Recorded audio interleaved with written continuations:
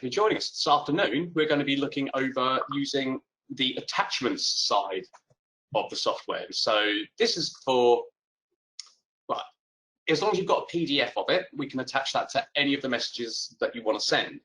We've got a couple of examples for this, which we'll have a look over. A couple of bits beforehand.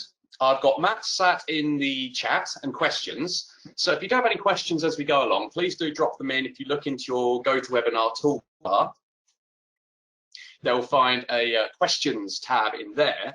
Put them on in there. I'm sure he'll highlight any common ones for me to have a look over. I've also put a guide into the handout section on there. It's just called Attachments Guide, May 2020 edition. And that should essentially cover off what we're going to be looking over now. Your software should have this on there already.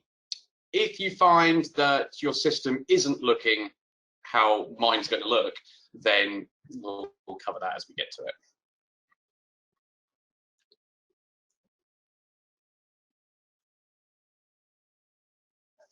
So, we've got my main MJog here in front of me. It's actually, no, I haven't. I've got to open it up. So let me just pull up an MJog login. I'm just going to get myself all logged into here. So what is it that we can actually attach here? Well, there are a couple of things, but it's PDFs.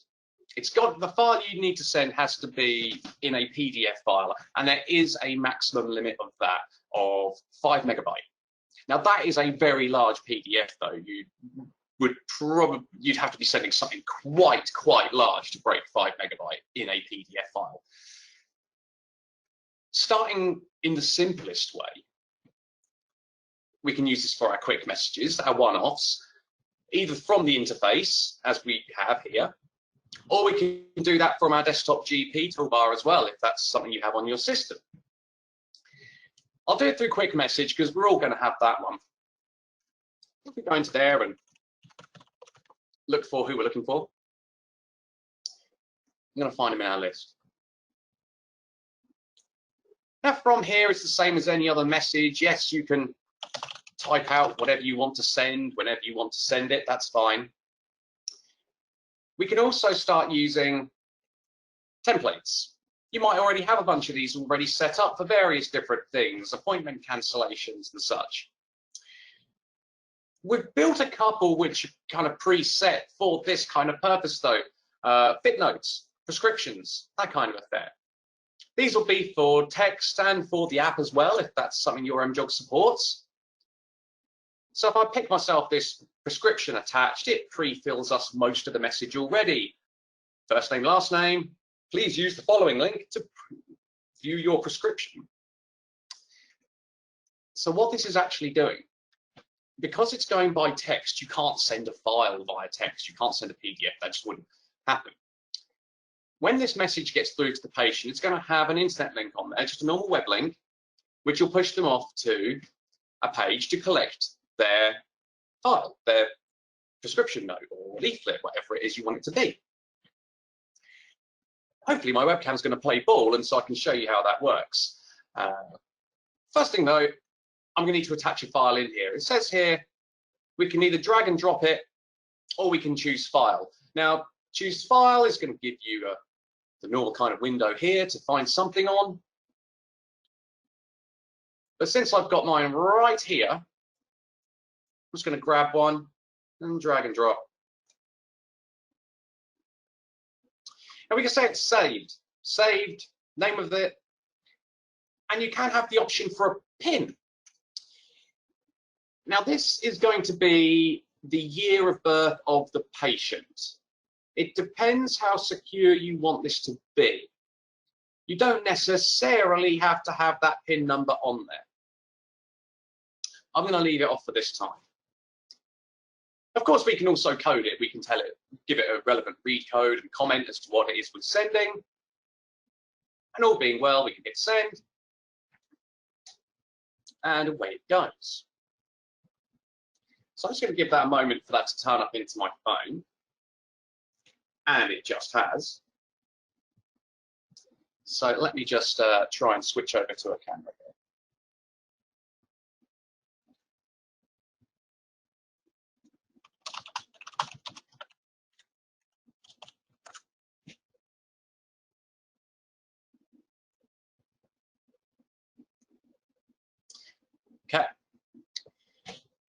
So I've had a text in. This might be hard to read. Sorry about that one. Essentially, where am I? There I am. Oh, my backdrop thing's not doing very fun. Essentially, I've got a text in there, and in this particular instance on iOS, it's done a little extra pop-up below the text with a web link attached to it. Click to load a preview.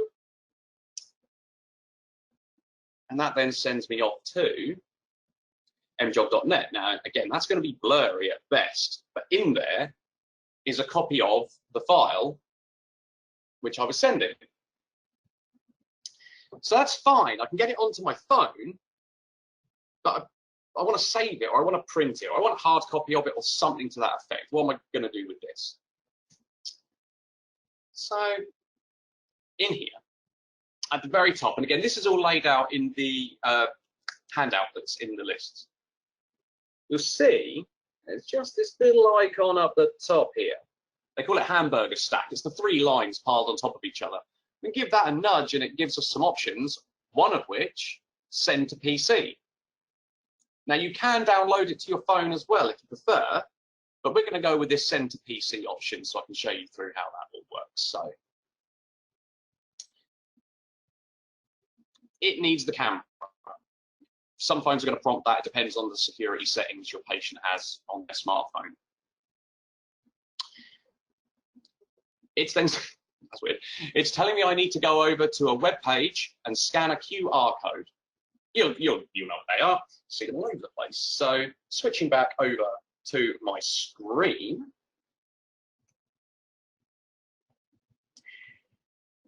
The web page itself, maps. Oh no, I don't need a www. Maps.mjog.net/DTViewer. Now I appreciate that's not the snappiest in the world, but it is written right there on the web page, so that should help matters. Scan your code with your phone. And lo, here it is. It's all just sat right in front of me on my PC. I can get that printed, I can get that saved, I can do whatever with I need to do.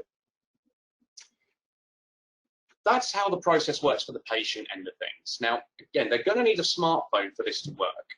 Okay. If they've got an old Nokia candy bar phone from turn of the century, then it's not really going to work for them.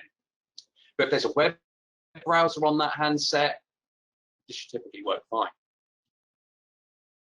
They get a text through, they can open it in their phone, they can then open it on their PC if they so need to and do what they need to do. And yes, pretty much we do the same thing, just through different message channels. So you've got your quick message right there. And again, that's to one person at a time. If you want to send it to a small group of patients, then we can step in via our now messaging. So you've got communicate with my patients, got now messages in there. It's also the same place we do our big recalls, we do our campaigns. So it may be, for instance, you are going to do an invite for a surgery of some description. It could be a recall of your diabetics or your asthmatics, whatever it happens to be. If you want to attach some more detail to it, then if you get a PDF of it, do that.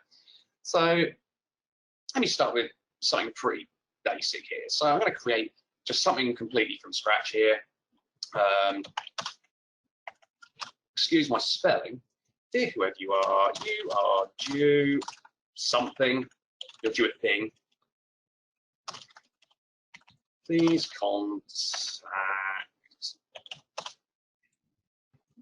on if you do not want thing I decline. So it's one of our, it's a pretty standard kind of recall message that often they tend to have a very similar feel like this. Obviously you clean up your typos as you go along. Maybe you want to add more to that. Maybe there's a leaflet about what the process will be, or maybe you've got different processes for how you accept patients into the practice. You may have a piece about masks and so forth and how you're accommodating people at this time.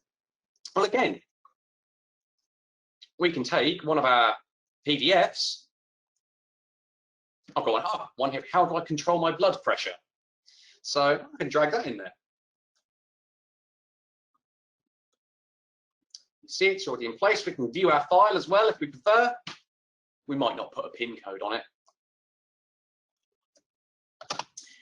When we drop that file in place, it adds a bit more to your template. It's got this click to view and a smart link. The smart link we can't get rid of. That's the piece which does the work here. We need that in place. But we can, this click to view, we can elaborate on that.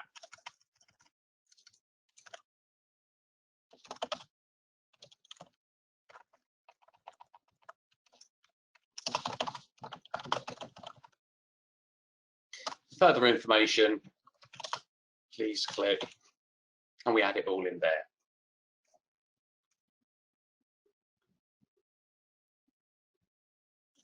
Super. So I'm going to continue with that. And from here on in, it's the same as any other campaign. Give it your patience, pick your dates, do any coding you want to do. That's the tall and short of it. At this time, we're going to work towards being able to include templates specifically, attachments specifically to templates. That's not something we're doing at the moment. And I'd be somewhat cautious with that to begin with anyway. You're going to have to do some version control on that because, again, if you're putting together one particular piece of advice on a template, that advice may change. So you may not want to have a set one in there in case it may well need changing on a regular basis. And of course, there's the possibility you end up sending out the wrong information. We don't want that. I suppose the key takeaway points on this is if you want to get, be it a fit note or a prescription document, again, those are two examples we've already put in place for quick message. You'll have templates already in there for that. But those are two very quick and easy examples. Other ones, like I say, could be your newsletter. You could do a campaign and just attach your newsletter to that, where previously you may have just left a web link, something to that effect. And again, leaflets and further information pertinent to your recalls, your invites, and such the like. Again, this can be done it should be available on all of your systems. If you don't have the interface as it looks right now, then your system probably is missing an update. To that effect, if that is the case, they're going to hate me for saying this, but it's worth dropping a line into our guys at MJog support. In fact, at the bottom of your page, there's a button for Ask MJog Support, and just say, Brendan says you need the latest versions. Okay. What will happen then is we'll deploy those down. If you happen to be staring at it as they arrive, you might find your MJog disappears for a few minutes, but panicky not, it will come back. It's just going to update to have your fresh interface here, complete with the attachments side of it as well.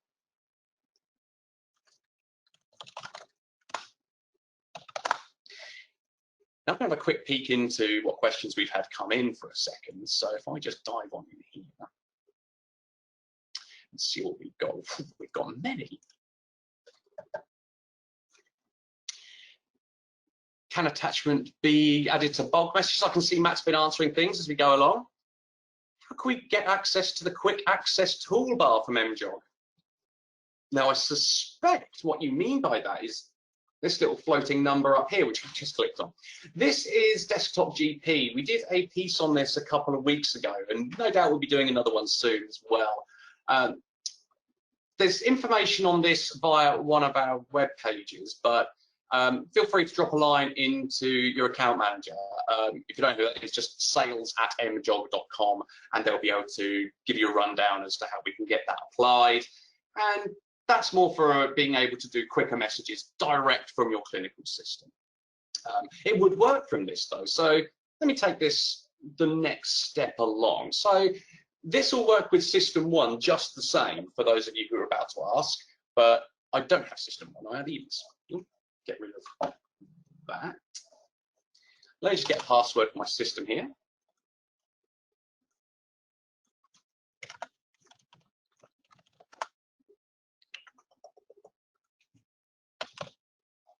EMIS test system.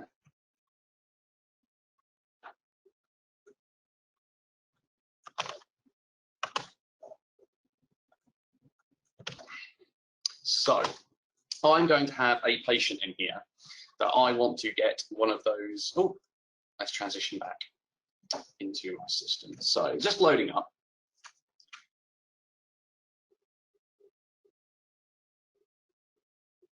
You can be quicker than that, Enos. I've seen it. I've seen you quicker than that before.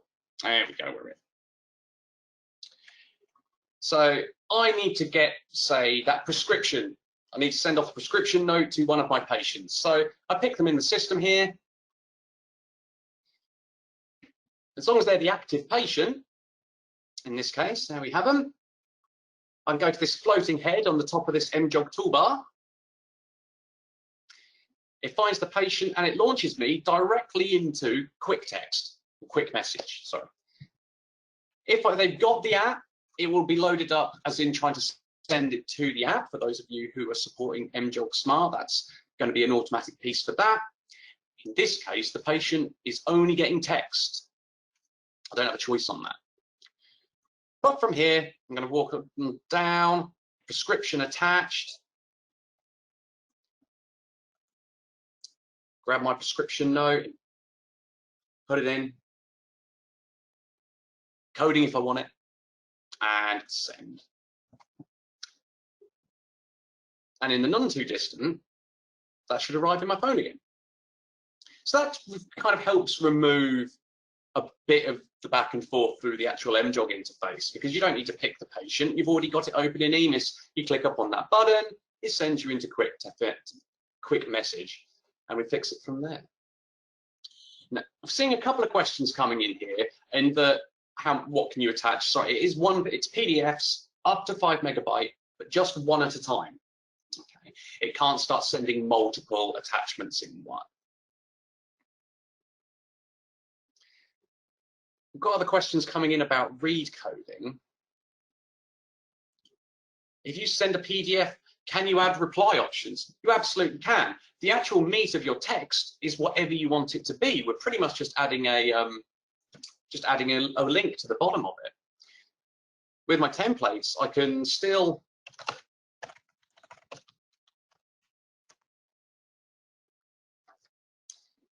have in my messages, if you smoke, say with the smoking status is one, for instance. Maybe you're going to do a message out of, are you a smoker? And for that, you want to add a piece in there about how they really shouldn't be doing that. Well, fine. I'm going to go steal one of our smoking templates from the library here. Smoking status, do they smoke? I'll have that.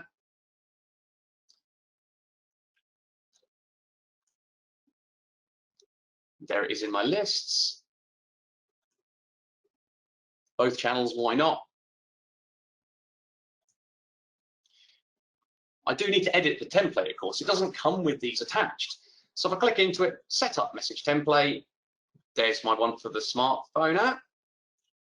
And I can find my piece and drop it on in. There we go, you see that's in place. It brings it out down the bottom there.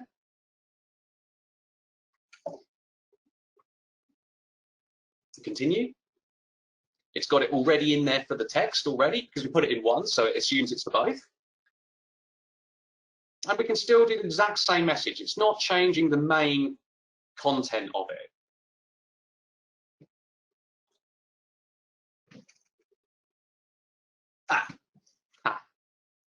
So there's a piece.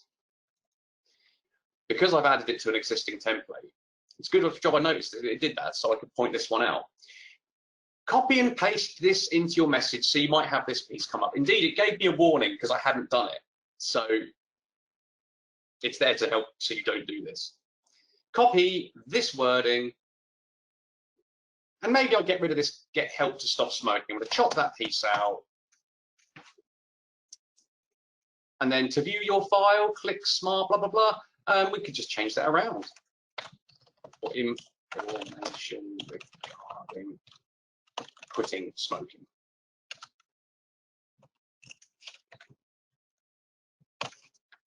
Something like that. Again, it's the same means the message. We can code back and forth and send it to hundreds or thousands at a time. It's confirmed we've got the file attached. How many patients? When do you want it to go?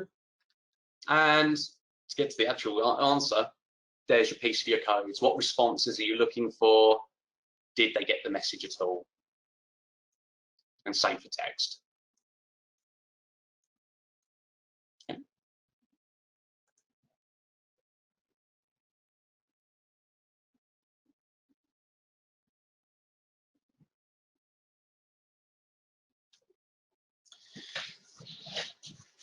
And with that, I mean, I can recover the same steps to it, but we've tried to make this a fairly simple addition to the software that, again, it's more down to what do you want to use it for. You can use it for any situation you like. It's right there. If you've got a message and you've got something relevant to attach to it, get it saved off as a PDF and attach it to your message. Again, they do need a smartphone for it to, or at least a feature phone, something that can open a web page for that to be useful. But other than that, that's all there for you to use. So again, I can see Matt's been going through a number of your questions as they come in. Thank you for that, Matt. Just to see if there's any more common themes which I can explain through. Again, if you have been sitting on any other questions, please do send them down. We'll look to cover those off. Into that end, I'm just going to go quiet on us for a couple of minutes while I kind of assess what we've got. We'll come back with any other questions. But if you don't have any, otherwise, thank you very much for your time. Again, we'll be rolling out other webinars coming forward on different elements of the software. We'll likely have another one about Desktop GP coming up soon as well. So those of you who had an interest piqued in that, do get in touch. Keep an eye out for any posts we do to that effect. So let's see what we have.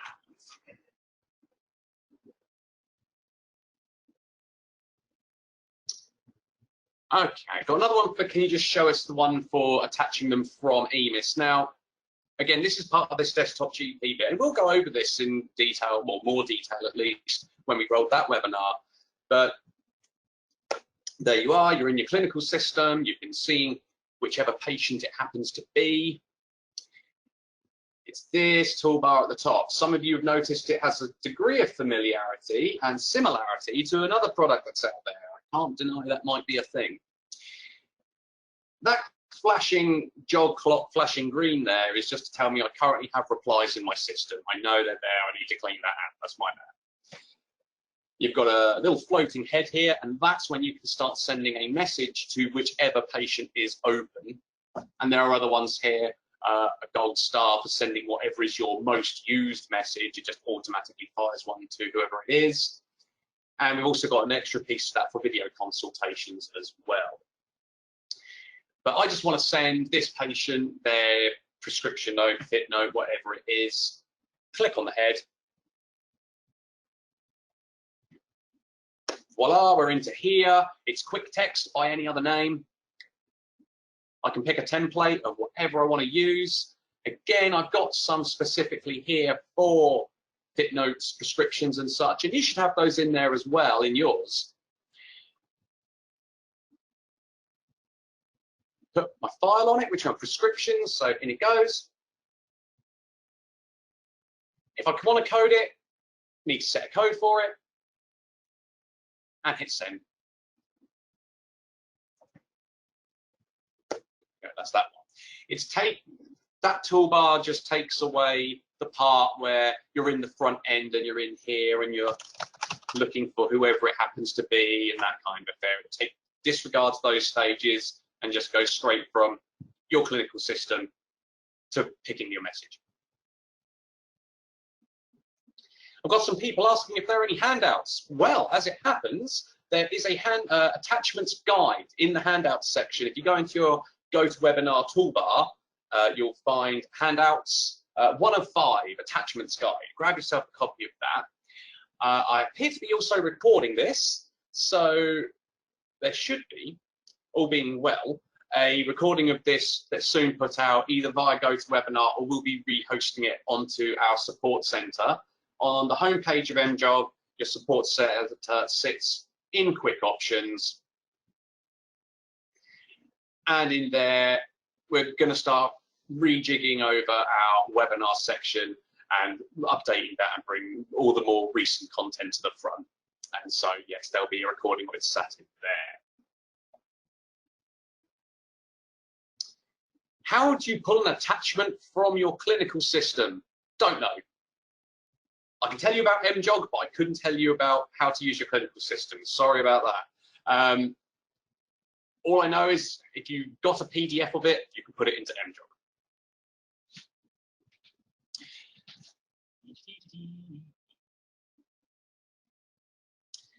That appears to be, of the ones that's most of the common themes that I'm seeing here coming in on question anyway. Other than there are a couple of people asking for different support queries. Let me just sticky note something for that so I can put something on the page. This might not be the largest. Let's see what we can do. So I've got a couple of people asking about getting access to this desktop toolbar and so forth. sales@mjog.com is your account queries.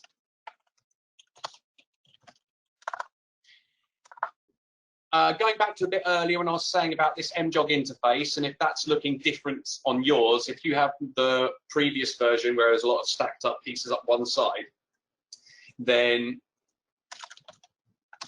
any version issues, you've got your Ask MJog support, and that's down at the bottom of your home page, just down the bottom here. Otherwise, most support queries end up through either that or support@mjog.com. Can I make that larger? No.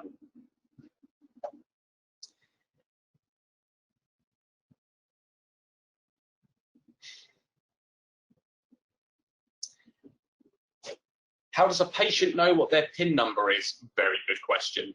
Well, with that, it is their birth year. So in 4-digit form. So I'm just trying to think if that comes up as an option on there. So let me fire a message to myself. It might be something which I'm going to have to push to have an addition onto there. So I'm going to send myself a thing again. And what other pieces are people asking about? Show how folk can view the attachment on their PC. So let's go through that again. It probably wasn't the clearest first time round. So I'm going to quick message my patient and send them a thing, and again, show you the whole back to the front to back of this whole process. Something's attached. Find my file, plug it in, get it sent. Okay, yeah, all being well, I should be able to switch over to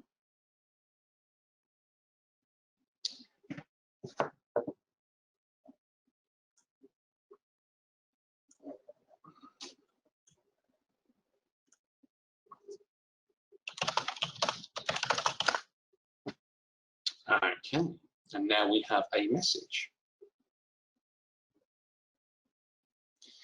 So yeah, normal everyday text message turns up. Tap to load to preview. See, it's turned into a link at the bottom. I'll try and make this full screen so you can see, but don't you see me?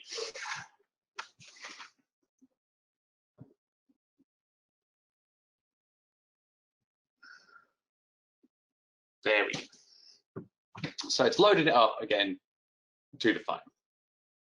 But again, that's all very good when you just want to read the message, but again, how do they get it on their PC? That's where we're headed with this.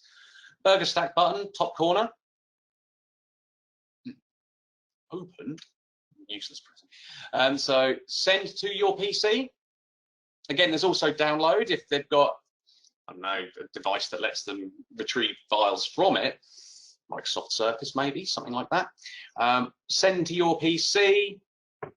It needs the camera to do this next bit, so they may have a permission come up. Allow. It's opened up the camera. It's looking for me to scan a code on the web page it lists on the message here. So again, you can't quite read that. Transfer over to that. Again, that web address is in the message, so it's spelled out for them. There is our QR code. I scan. Here we have it. Whatever it is we need to do with it, again, we'll have options depending on our browser, of course, how it's opened in here, but print, download, rotate and move about, of course, depends on how it's been sent to them. But that's the process for that.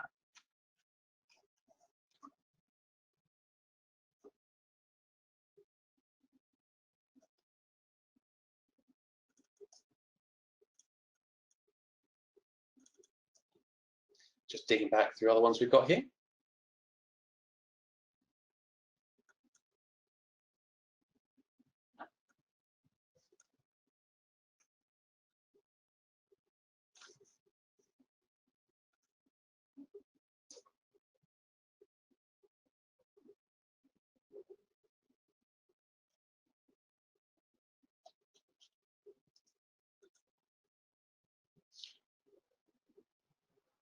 Believe there are some which we're still cutting through. Can you show the patient there? Done that bit.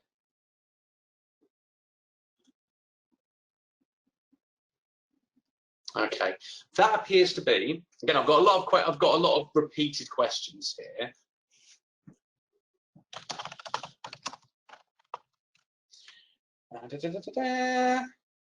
Where are we? I've been asked to pick up one particular one by my fabulous assistant.